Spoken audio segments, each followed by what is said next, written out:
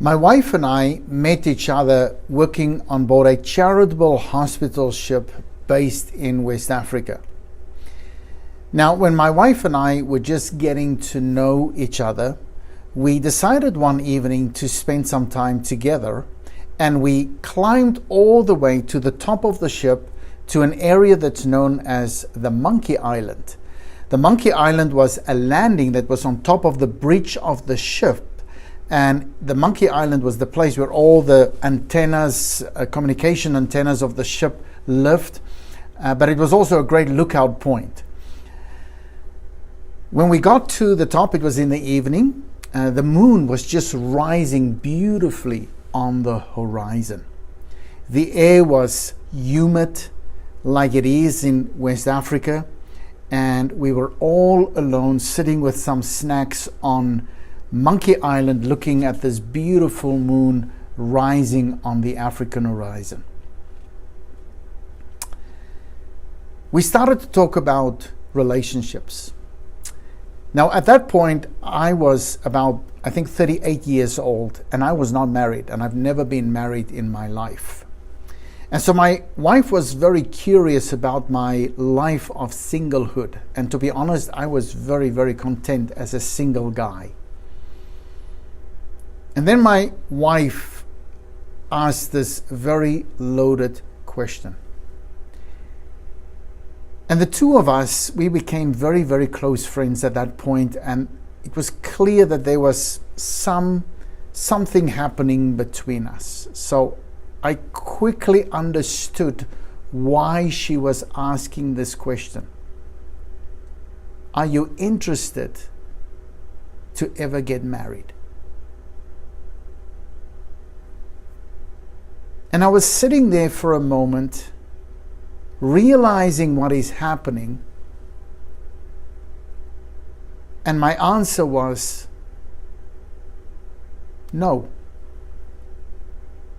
I'm very happy as a single guy.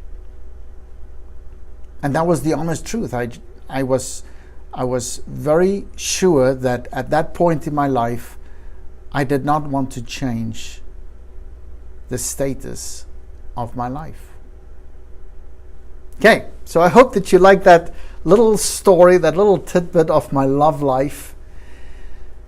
But the reason I told this story the way I did was for two reasons. I wanted to demonstrate two storytelling techniques within that storytelling portion.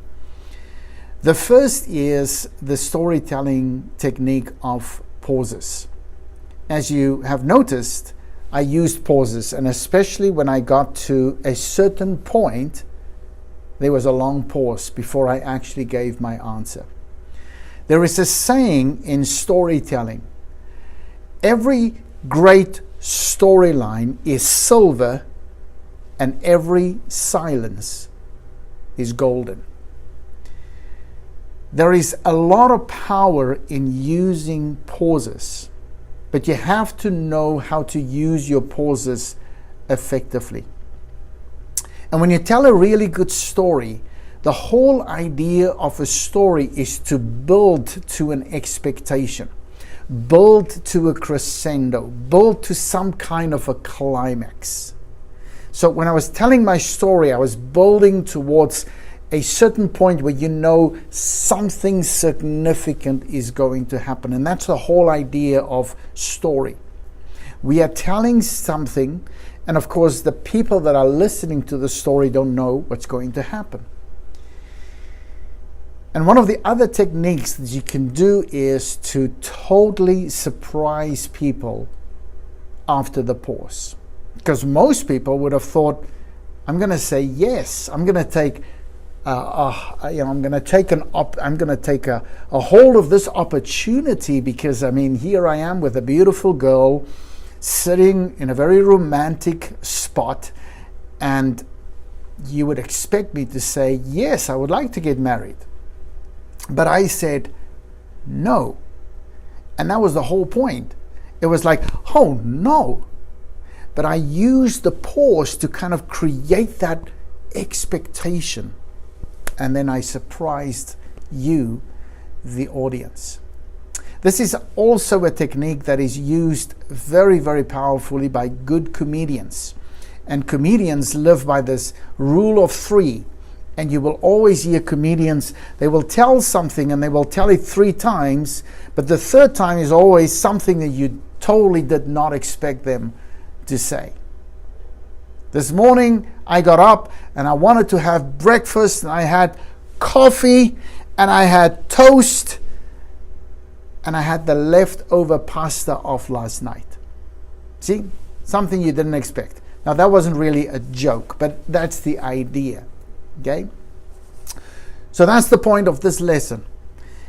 Very, very important. Whenever you are doing a speech, whenever you are telling a story, remember this line.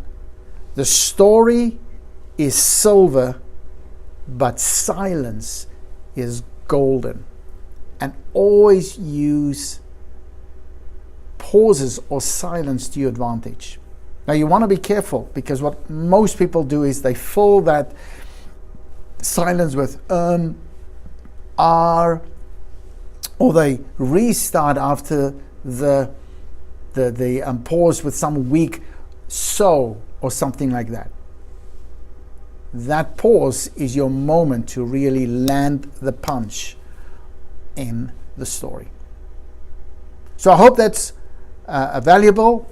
And I hope next time when you tell a story, you'll think about the pauses that you can use to really create a big effect in your storytelling. See you in another video.